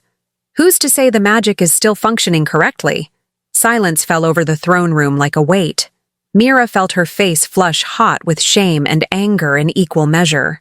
She wanted to stand up, to defend herself, to point out all the work she'd been doing, all the solutions she'd proposed, all the nights she'd stayed up late studying until her eyes burned. But before she could speak, Kaelin's voice cut through the room like a blade. "The Covenant does not make errors, counselor." His tone was dangerously quiet, which somehow made it more intimidating than if he'd shouted. "It has guided the Supreme Alpha bloodline for millennia, and to question its judgment is to question the very foundation of our leadership." "I meant no disrespect to the Covenant," Blackwood said, though her expression suggested otherwise. "I'm simply voicing concerns that many share. The Queen's lack of experience could be a liability in delicate negotiations. Her Omega status makes her inherently unsuited for the kind of firm leadership. That's enough." The words came from Mira herself, spoken with a force that surprised her. She stood up from her throne, and around the room, people straightened in shock at the breach of protocol. "Counselor Blackwood," Mira said, and was pleased to hear her voice came out steady despite the fury burning in her chest. "You speak of my lack of experience as if it's a fatal flaw. But let me ask you something. When was the last time you lived in the territories you help govern? When was the last time you stood in line at a food distribution center, wondering if there would be enough? When did you last have to choose between paying rent and buying medicine?" Blackwood's mouth thinned. "That's hardly relevant." "It's entirely relevant," Mira interrupted, taking a step forward. "Because while you've been making decisions from a distance, I've lived the consequences of those decisions. I know what it's like when policies fail the people they're meant to protect. I know what desperation looks like because I've felt it. And that gives me a perspective that all your years of experience might lack." She could feel Kaelin's approval through the bond, warm and encouraging. "As for my Omega status," Mira continued, "I've spent my entire life being underestimated because of it. Being told I'm too weak, too emotional, too submissive to matter. But I'm still here, still fighting, and I will continue to fight for every person in these territories who's been overlooked or dismissed or told they don't matter." She met Blackwood's icy gaze directly. "Including you, counselor, even when you don't think I'm worth the effort." The throne room was utterly silent. Then, unexpectedly, someone began to clap. Mira turned to see it was Alpha Garrett from the Western Territory, the same wolf who'd been skeptical of her just weeks ago. Others joined in, and soon most of the room was applauding. But not everyone. Blackwood's face was a mask of cold fury, and Mira could see several other counselors and nobles exchanging glances that suggested this was far from over. After the session ended and the throne room emptied, Kaelin pulled Mira into a private antechamber. "That was incredible," he said, pride evident in every word. "You stood up for yourself without being defensive. You turned her attack into a demonstration of exactly why you belong here." "I made an enemy," Mira said, the adrenaline of the confrontation fading into worry. Blackwood looked like she wanted to tear my throat out. "You made several enemies," Kaelin agreed, his expression turning serious. "Blackwood, Counselor Marcus from the Northern Territory, Lady Ashford from the Eastern Province. They represent the old guard, wolves who believe in traditional hierarchies and are threatened by change. What do we do?" We stay vigilant, Kaylin said. And we remember that the opposition isn't just about you personally. It's about what you represent. The idea that anyone, regardless of background or designation, can rise to power if destiny chooses them. That terrifies people who've built their entire identity on believing they're inherently superior. Mira leaned against him, drawing comfort from his solid presence. I knew this wouldn't be easy, but I didn't expect it to feel so personal.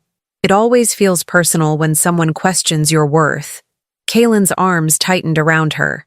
But you're not alone in this. We'll face them together. The threat came 2 days later, delivered in the form of a formal petition.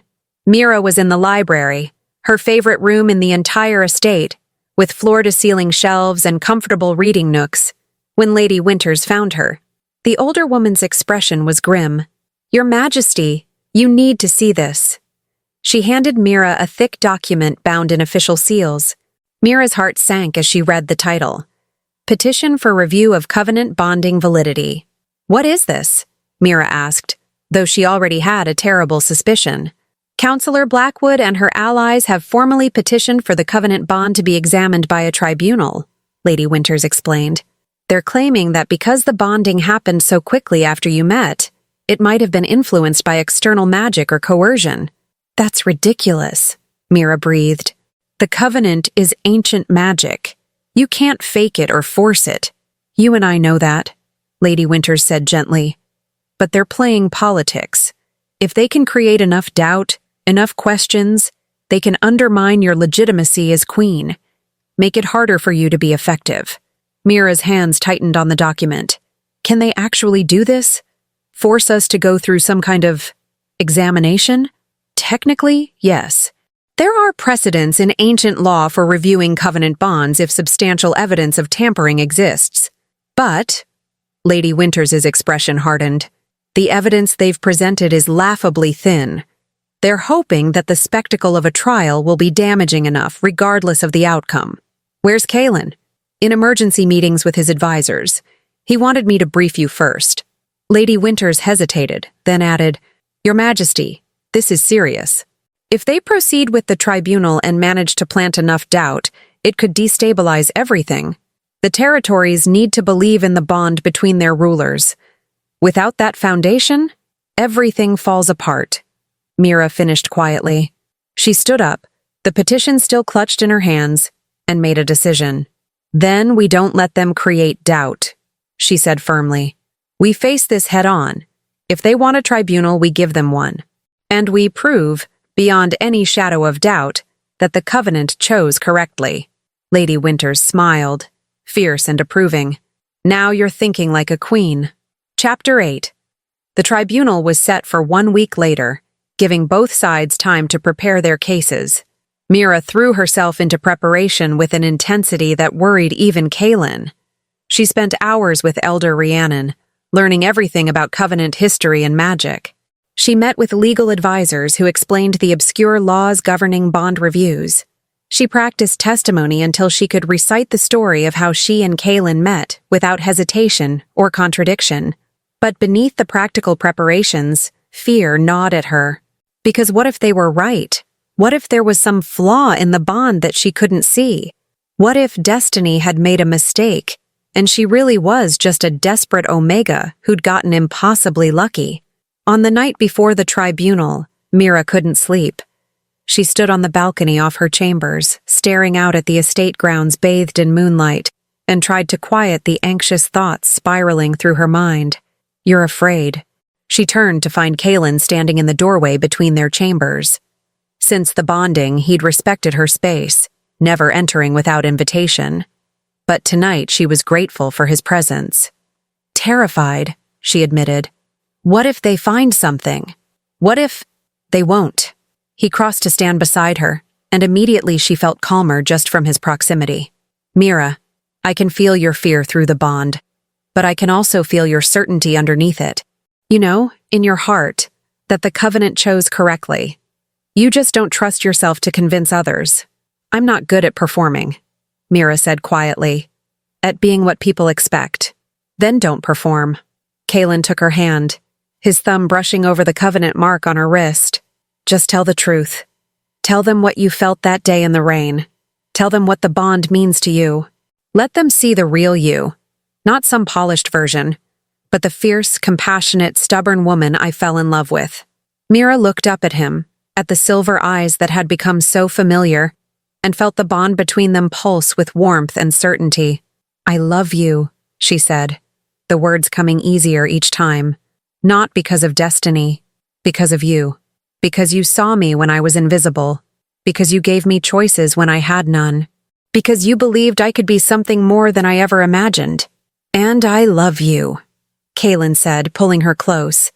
Because you reminded me what it means to care about people rather than just governing them. Because you see solutions where others see only problems. Because you refuse to be diminished, no matter how many people try. They stood together on the balcony, wrapped in each other and the bond that tied them, and Mira let herself believe that maybe, just maybe, that would be enough. The tribunal hall was packed. It seemed like every important wolf in the 7 territories had come to witness this spectacle. Mira sat beside Kaylin at a long table facing a panel of 7 judges, a mix of elders, legal experts, and representatives from each territory.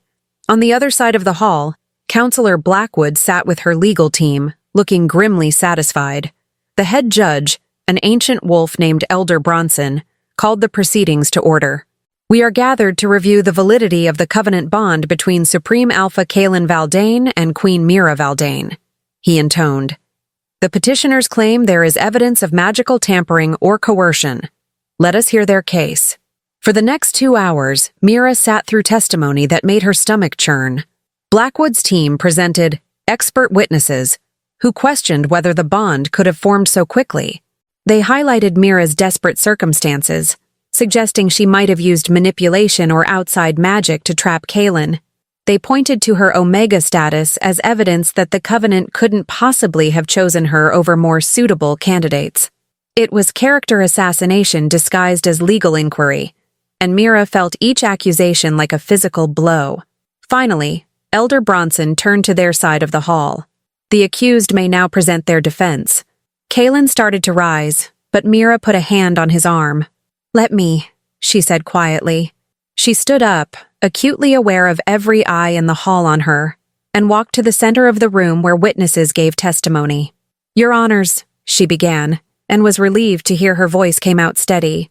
I won't insult your intelligence by pretending I come from a traditional background. I don't have political connections or noble lineage. 3 weeks ago, I was living in a rundown apartment, working multiple jobs just to survive, and facing the very real possibility that my sister would be sold to pay our father's debts. She took a breath, letting the truth of that sink in. And yes, when I met the Supreme Alpha, I was desperate. I stood in the rain and begged a complete stranger to help me, offering the only thing I thought I had of value, my service through marriage. It was humiliating. It was the lowest point of my life. From the corner of her eye, she saw Blackwood lean forward with satisfaction, clearly thinking Mira was confirming everything they'd accused her of.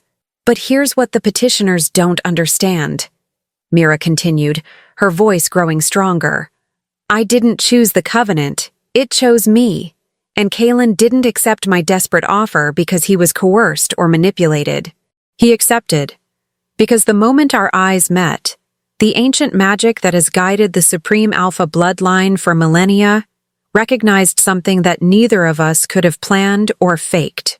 She turned to look directly at Kaylin, letting all the love and certainty she felt show on her face. The Covenant doesn't care about political connections or noble blood, she said. It cares about finding the person whose soul complements the Supreme Alpha's. Who can share his burdens and strengthen his weaknesses and challenge him to be better? And apparently, despite what Counselor Blackwood and her allies believe, it decided that person was me. She pulled back her sleeve, displaying the Covenant mark that glowed softly on her wrist. This mark appeared during the bonding ritual, Mira said. Elder Rhiannon, who has studied Covenant magic for 60 years, confirmed it's authentic. It responds to Kaylin's presence. It allows us to feel each other's emotions, to draw strength from each other. That's not something you can fake with outside magic or manipulation. It's real. It's right. And questioning it doesn't just insult me. It insults the magic that has kept these territories stable for generations. The hall was utterly silent. Then Elder Rhiannon stood from her seat in the audience. "If I may speak, Your Honors?" When Elder Bronson nodded, she continued, "I performed the bonding ritual. I witnessed the covenant activate, and I can confirm with absolute certainty that what these two share is authentic. The magic doesn't lie. It doesn't make mistakes. And attempting to undermine it for political gain is dangerous to the stability of all 7 territories." Other voices began to speak up. Alpha Garrett defending Mira's competence in negotiations, Lady Winters testifying to her dedication to learning governance, even Mrs. Chen speaking about how Mira treated every person in the estate with kindness and respect, regardless of their station. Finally, Kalen stood. "I'll make this simple," he said, and his voice carried the full weight of his authority. "The Covenant chose Mira. I chose Mira. And I will continue choosing her every single day for the rest of my life. If anyone in this hall has a problem with that, they're welcome to challenge me directly rather than hiding behind legal proceedings." The implied threat was clear. No one moved. Elder Bronson conferred quietly with the other judges for several long minutes. Then he turned back to the hall. "After reviewing the evidence and testimony," he announced, "this tribunal finds no merit to the claims of tampering or coercion. The covenant bond between Supreme Alpha Kalen Valdane and Queen Mira Valdane is hereby confirmed as authentic and valid. This matter is closed." Relief flooded through Mira so strongly that her knees almost buckled. Kalen was beside her in an instant, his arm around her waist, supporting her. "It's over," he murmured. "You did it." "We did it," Mira corrected, leaning into his strength. But as they left the hall, Mira caught sight of Counselor Blackwood's face, twisted with fury and something darker, and she realized with a chill that while they'd won this battle, the war was far from over. Chapter 9. The attack came 3 days after the tribunal. Mira was in the gardens with Senna, enjoying a rare moment of peace, when the first explosion shook the ground. The sound was deafening, followed by screams and the acrid smell of smoke. "Get down!" Kalen's voice roared through the bond, and Mira threw herself over Senna instinctively, shielding her sister with her body as debris rained down around them. Guards appeared within seconds, forming a protective circle around them. Through the chaos, Mira could see smoke rising from the eastern wing of the estate, near where Kalen had been in meetings. Terror seized her. "Kalen!" she screamed, both aloud and through the bond. "Kalen!" Relief crashed through her when she felt his response, strained but present. "I'm okay. Stay where you are. Guards are coming." But more explosions followed, and Mira realized with horror that this wasn't a random attack. This was coordinated, planned. Multiple targets across the estate going up in flames. "We need to get you to the safe room," one of the guards said urgently, already pulling Mira to her feet. Senna clutched her sister's hand, her face pale with terror. "No," Mira said, struggling against his grip. "Not until I know everyone is safe. The staff, the people in the Eastern Wing, Your Majesty. We have orders." "I don't care about orders." Mira's voice came out as a command that surprised even her. "Those are my people. Our people. We don't abandon them." Through the bond, she felt Kalen's pride mixed with concern. "Be careful, love. Stay with the guards. You too," she sent back fiercely. The next hour was chaos. Mira coordinated with guards and staff to evacuate everyone from damaged areas, help the medical team triage injuries, and used the authority of her position to commandeer resources for fighting the fires. Senna stayed close, helping however she could despite being terrified. By the time the last flames were extinguished and the estate secured, Mira was covered in soot and ash, her elegant dress torn and ruined. But everyone was accounted for. Everyone was safe. Kalen found her in the courtyard, directing cleanup efforts. He looked as disheveled as she felt, with a cut above his eyebrow and his clothes smoke-stained. "You were supposed to go to the safe room," he said. But there was no real anger in his voice. "So were you," Mira countered. They stared at each other for a moment, And then Kaylin was pulling her into his arms, holding her so tightly she could barely breathe. "When I felt your fear through the bond," he said roughly. "When I thought you might be hurt." "I know," Mira whispered, clinging to him just as tightly. "I know." The investigation revealed what they'd already suspected. The attack had been orchestrated by Counselor Blackwood and her allies, a desperate attempt to destabilize the Supreme Alpha's rule and eliminate what they saw as the source of unwanted change. Within hours, Blackwood and 6 others were arrested. Evidence of their conspiracy was overwhelming. Communications, financial records, testimony from hired mercenaries who'd been promised immunity in exchange for cooperation. The trial was swift. By the end of the week, all 7 conspirators had been found guilty of treason and terrorism. The sentence: permanent exile from the 7 territories, stripped of all titles and properties. But victory felt hollow as Mira stood beside Kaylin watching the conspirators being led away in chains. "I thought when they lost the tribunal they'd accept it," she said quietly, "that they'd move on." "Some people can't accept change," Kaylin replied, "no matter how necessary or right it is. They'll fight until they're forced to stop. How many more are out there? How many others want me gone?" Kaylin turned to face her fully, his hands coming up to frame her face. "It doesn't matter. Because for every wolf who opposes you, there are 100 who've seen what you can do, who've benefited from your policies and your compassion, who believe in you. How can you be sure?" "Because they told me." He smiled slightly. "After the attack, while you were organizing the response, I received messages from every territory. Pack leaders and farmers and merchants and workers, all asking if the Queen was safe, all wanting to help. Mira, you've done in 3 weeks what most rulers don't accomplish in years. You've made people believe that their leaders actually care about them." Tears burned in Mira's eyes. "I was so scared. During the attack, all I could think was that I couldn't protect them, that I'd failed." "You saved dozens of lives by refusing to hide," Kaylin said firmly. "You showed everyone what kind of queen you are, the kind who stands with her people rather than above them. That's worth more than any political maneuvering or noble lineage." Mira leaned into him, drawing strength from the bond that connected them. "What happens now?" "Now we rebuild," Kaylin said simply. "We repair the damage and we keep moving forward. Together." "Together," Mira echoed, and felt the truth of it settle into her bones. They'd faced opposition and survived. They'd been tested and proven themselves. And whatever came next, they would handle it the same way. As partners, as equals, as 2 halves of a whole that destiny had been wise enough to create. Chapter 10. The emergency council meeting was called at midnight, 6 months after the attack. Mira had been asleep when the alarms sounded, not the blaring sirens that signaled physical danger, but the deep, resonant bells that meant a crisis of governance, a threat to the stability of the territories themselves. She'd thrown on clothes hastily, her heart pounding with a fear that was becoming too familiar, and rushed to the council chamber where Kaylin was already deep in heated discussion with his advisors. The moment she entered, all conversation stopped. Kaylin's silver eyes found hers across the room, and through the bond she felt his turbulent mix of fury, fear, and determination. "What's happened?" Mira asked, moving to stand beside him at the head of the table.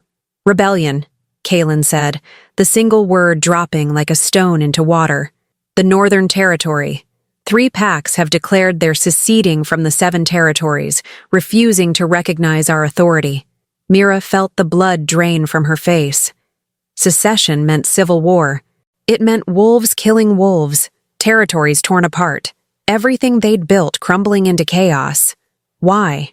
she managed to ask. "What provoked this?" Counselor Marcus, one of the few who'd survived the purge after Blackwood's arrest, stepped forward with a grim expression.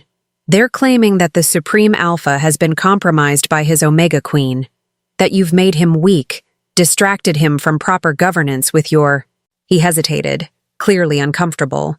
"With your progressive policies and emotional decision-making." The words stung, but Mira forced herself to stay focused. "Who's leading them?" "Alpha Dominic Stone," Kaylin said, and there was history in his voice, old wounds reopening. "He was my father's chief enforcer, brutal, effective, and deeply invested in the old ways of ruling. He's always believed that Omegas should be subservient, that mercy is weakness, that fear is the only language that maintains order. He's also convinced 2 other Pack Alphas to join him, Marcus added. Together, they control nearly a quarter of the Northern Territory's population and resources. If we don't respond quickly and decisively, other territories might see this as permission to challenge us as well. What are our options? Mira asked, though part of her already dreaded the answer. Military intervention, one of the advisors said immediately. We deploy forces, crush the rebellion before it gains momentum, make an example of the leaders. That would work, another agreed. Show of strength. Remind everyone why they don't challenge the Supreme Alpha. Mira felt sick. She looked at Kaelin, whose jaw was tight with tension. Through the bond, she could feel him wrestling with the decision, the part of him that had been raised to rule with absolute authority, warring with the part that she'd helped awaken, the part that believed in finding solutions that didn't require bloodshed. There has to be another way, Mira said quietly. If we respond with violence, we prove their point. We become the tyrants they're claiming we are. With respect, Your Majesty, Marcus said, and there was genuine concern in his voice rather than the contempt that used to color it. Sometimes strength is the only language that prevents greater bloodshed. If we appear weak, if we negotiate with rebels, it encourages others to try the same tactic. What if we don't negotiate? Mira said slowly, an idea forming. What if we go there? Kaelin and I together. Face Dominic and his allies directly. Let them air their grievances publicly, and let us respond just as publicly. The room erupted in protests. Absolutely not! Too dangerous! Your Majesty, they could kill you both! But Kaelin was looking at her with something like awe in his silver eyes. Through the bond, she felt his understanding click into place, felt him see what she was proposing. It's brilliant, he said quietly, cutting through the noise. And terrifying. And probably going to get us both killed. But it might work, Mira pressed. Dominic is challenging us because he thinks we're weak. That I've made you weak. If we show up in his territory, without an army, just the 2 of us standing on the strength of our bond and our belief in what we're building, that's not weakness. That's the most powerful statement we could possibly make. It's also suicide, Marcus said flatly. Dominic isn't known for his restraint or his honor. He could detain you, use you as political leverage, or worse, declare your authority void under his own corrupt terms. He won't, Kaelin said, and now there was certainty in his voice. Not immediately, at least. Dominic is brutal, but he's not stupid. Killing the Supreme Alpha and Queen without cause would turn every territory against him, including those who might be sympathetic to his grievances. He'll give us a chance to speak, if only to humiliate us publicly before making his move. And that's our window, Mira said. That chance to speak, to show everyone watching that we're not afraid, that we believe in what we're doing enough to put our lives on the line for it. The bond between them hummed with shared understanding, with the recognition that they were about to do something either incredibly brave or monumentally stupid. When do we leave? Kaelin asked her, as if the decision was already made. Now, Mira said, before they have time to solidify their position or gain more support. We go now, we face this now, and we end it now. The Northern Territory was cold even in summer, and the rebel stronghold was a fortress carved into the side of a mountain. As their small convoy, just 2 vehicles, a handful of guards who'd insisted on coming despite Mira's protests, wound up the treacherous road. Mira tried to calm the terror screaming through her veins. Through the bond, she felt Kaelin's hand find hers, squeezing gently. We don't have to do this, he said quietly. We can turn around right now. Find another way. There is no other way, Mira replied, though her voice shook. Not one that doesn't end in war. Not one that doesn't prove them right about us being too weak to lead. You're the strongest person I've ever known, Kaelin said fiercely. And I'm terrified of losing you. Then we make sure that doesn't happen. Mira turned to look at him, at the face that had become so dear to her over the past months. Together, remember? Whatever happens, we face it together. The convoy stopped at the fortress gates, where dozens of armed wolves waited with expressions of hostility and suspicion. A massive wolf, easily 7 feet tall with scars crisscrossing his face and arms, stepped forward. Alpha Dominic Stone. Supreme Alpha, he said, the title dripping with mockery. And the little Omega Queen. How unexpected. I would have thought you'd send your army rather than delivering yourselves to me personally. We came to talk, Kalen said, his voice carrying the authority of generations of rulers. You have grievances. We're here to hear them. Dominic laughed, a harsh, ugly sound. Hear them? You've ignored us for months while you play house with your pet Omega, implementing policies that weaken everything your father built. Everything I helped him build. Ah, my father ruled through fear, Kalen said, and Mira heard the pain underneath his steady voice. He created a system where power was everything and compassion was weakness. That's not the kind of leader I want to be. Because she's made you soft, Dominic spat, his gaze fixing on Mira with open contempt. An Omega whispering in your ear, making you believe that kindness will keep territories in line. You're a fool, boy, and you're going to get us all killed. Then let me speak, Mira said, stepping forward before Kalen could respond. Her heart was hammering, but she kept her voice steady. You think I've weakened him, that I've distracted him from proper governance. Let me tell you what I've actually done.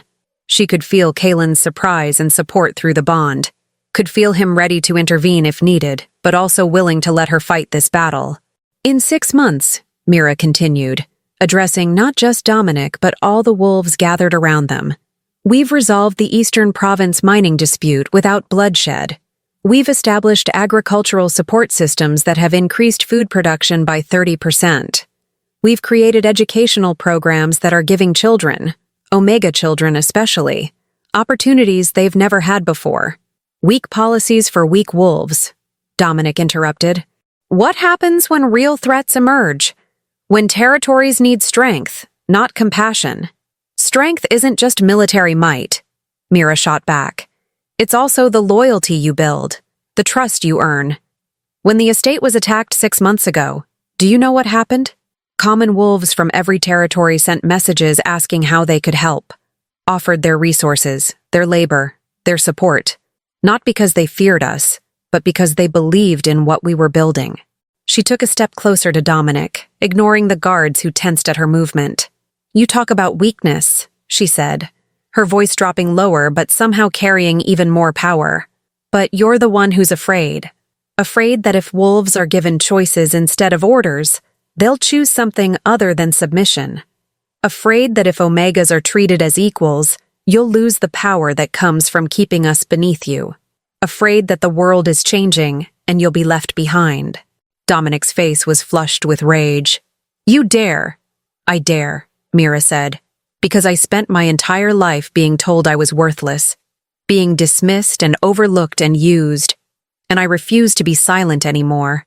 I refuse to let you or anyone else decide that compassion is weakness, that caring about people makes us unfit to lead.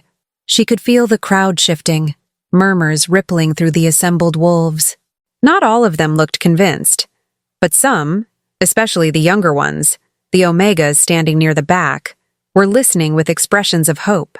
The Supreme Alpha could have come here with an army, Mira continued. He could have crushed your rebellion with overwhelming force. Instead, he came with me, just us, because we believe that strength isn't about how many wolves you can dominate. It's about how many will stand beside you by choice. Pretty words, Dominic sneered. But words don't hold territories together when someone decides to challenge you. When I kill you both right now, what will your compassion accomplish then? The threat hung in the air, and Mira felt Kalen move to stand directly beside her, their shoulders touching. If you kill us, Kalen said calmly, you'll have to kill every wolf who believes in what we're building. And there are more of them than you think. This rebellion isn't about territory or resources. It's about fear of change. But change is happening whether you accept it or not. He reached out and took Mira's hand, and the covenant marks on both their wrists flared with brilliant light, visible to everyone watching. This bond chose us, Kaelin said. Ancient magic older than your fears, older than your prejudices. It recognized that together we could build something better than what came before. And you can try to stop us, try to turn back the tide, but you'll fail. Because the future belongs to wolves brave enough to believe in something more than just survival. For a long moment, Dominic stared at them, rage and uncertainty warring on his scarred face. The fortress was utterly silent, everyone waiting to see what would happen next. Then, unexpectedly, a voice called out from the back of the crowd. "I stand with the Queen." A young Omega woman stepped forward, trembling but determined. Then another voice joined hers. And another. Within moments, dozens of wolves were declaring their support. Not all of them, but enough to make Dominic's eyes widen with the realization that his rebellion was fracturing before it had truly begun. "This isn't over," Dominic snarled, but there was defeat in his voice. "No," Mira agreed. "It's not. Change never is, but you have a choice now. You can keep fighting against something that's already happening, or you can be part of shaping what comes next. The 7 territories have room for wolves who disagree with us, who challenge our ideas, who push us to be better, but they don't have room for those who believe strength comes from oppression." She looked around at the assembled wolves, at the hope and fear and uncertainty in their faces. "We came here today not to threaten you or dominate you," she said, "but to invite you to be part of something bigger. A future where every wolf, regardless of designation or background, has the chance to thrive. That's what the Covenant chose when it bound us together. That's what we're fighting for. And that's what we'll keep building, with or without you." The silence that followed felt different, charged with possibility rather than hostility. Finally, one of the other pack alphas who'd joined Dominic's rebellion stepped forward. "I'll return to the fold," he said gruffly, "on the condition that my pack gets representation in the new policies, that our voices are heard." "Done," Kaelin said immediately. "That's all we've ever asked.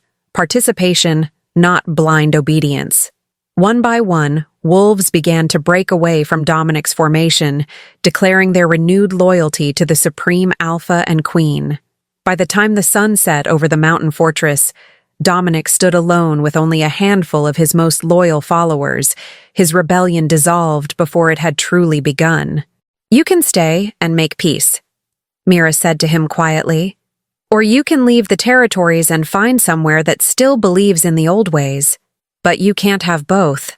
Dominic looked at her for a long moment, and she saw something like grudging respect flicker in his eyes. "You're stronger than I thought," he admitted. "Maybe strong enough to survive what's coming. Maybe not." He turned and walked away, his followers trailing behind him, and Mira finally allowed herself to breathe. Kaelin pulled her into his arms, holding her so tightly she could barely breathe. And through the bond, she felt his overwhelming relief and pride and love crashing over her like a wave. "You were incredible," he whispered into her hair. "Terrifying and brilliant and incredible." "We were incredible," Mira corrected, her voice muffled against his chest. "I couldn't have done any of that without you beside me." They stood like that for a long time, wrapped in each other while the newly loyal wolves began dispersing.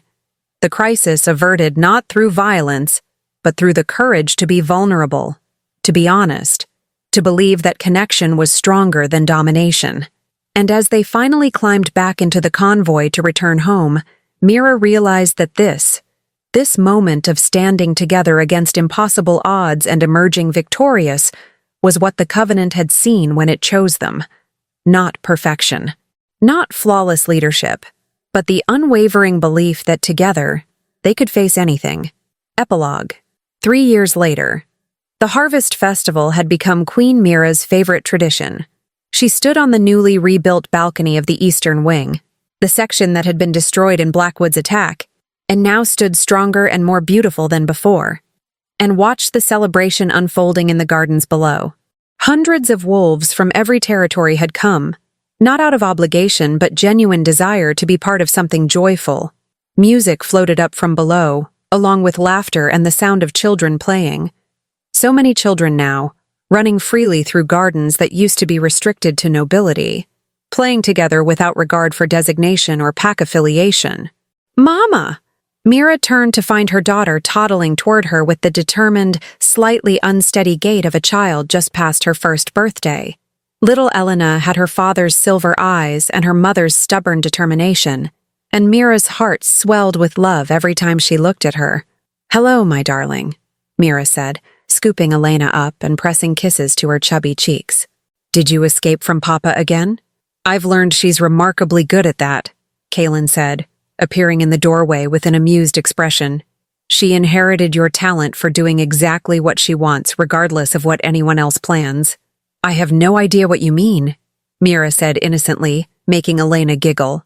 Kaylin crossed to them, wrapping his arms around both wife and daughter, and Mira leaned back against his chest, feeling utterly content. The covenant mark on her wrist pulsed warmly, and through the bond, she felt Kaylin's matching contentment. "Mira! Kaylin!" They looked down to see Senna waving from the gardens, practically glowing with happiness. At 19, she was training as a diplomat and already showing remarkable talent for negotiation. Beside her stood Marcus.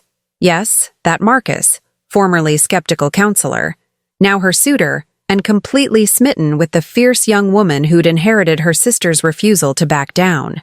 "They make a good pair," Kaylin observed.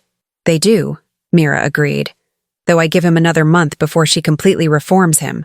"Like you reformed me?" "You didn't need reforming," Mira said, turning in his arms to look up at him. "You just needed someone to believe you could be the leader you wanted to be instead of the one you thought you had to be." Kaylin's expression softened, and he leaned down to kiss her, gentle and sweet, and full of the love that had grown from destiny into choice, into something that felt unshakable. "Have I told you today that you're extraordinary?" he murmured. "Only twice," Mira teased. "You're slacking. Then let me remedy that." He pulled her closer, Elena squirming happily between them. "You're extraordinary. You took a territory on the brink of civil war and transformed it into something that actually works. You turned enemies into allies, fear into hope, and rebellion into revolution." "We did that," Mira corrected, as she always did. Together, Kaylin agreed. And the word felt like a promise renewed. Below, the festival continued. Wolves from every background sharing food and music and stories. The joint mining operation in the eastern province was thriving. The agricultural support system had turned potential famine into abundance. Educational programs were giving children futures their parents never dreamed possible. And at the center of it all was the truth that a desperate Omega had discovered standing in the rain 3 years ago. That strength comes not from domination, but from connection. Not from fear, but from hope.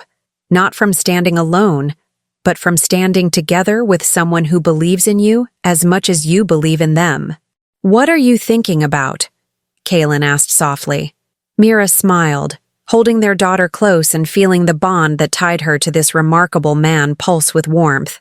"I'm thinking," she said, "that I begged a stranger to marry me on a street corner and somehow ended up here. With you, with Elena, with the chance to prove that destiny doesn't make mistakes. It just sees possibilities we're too afraid to believe in."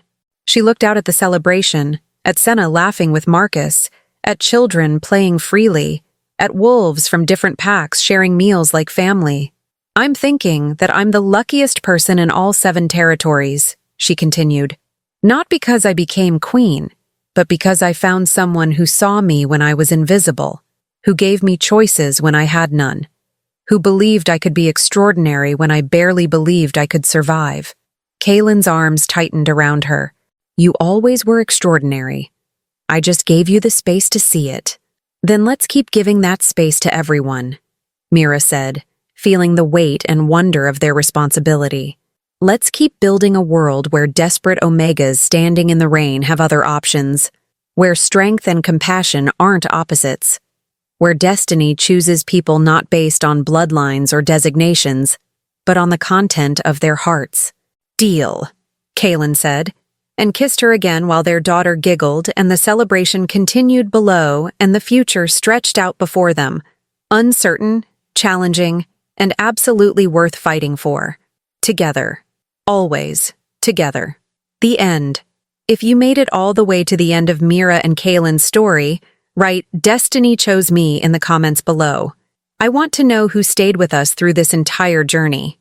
You're the real ones, and this community wouldn't exist without you.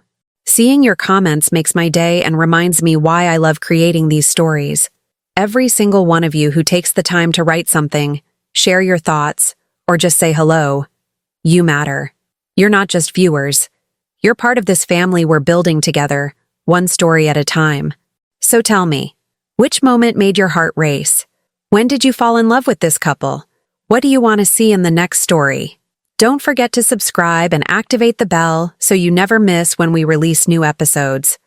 We're here every week bringing you stories about fierce omegas, protective alphas, and the kind of destiny that refuses to be denied.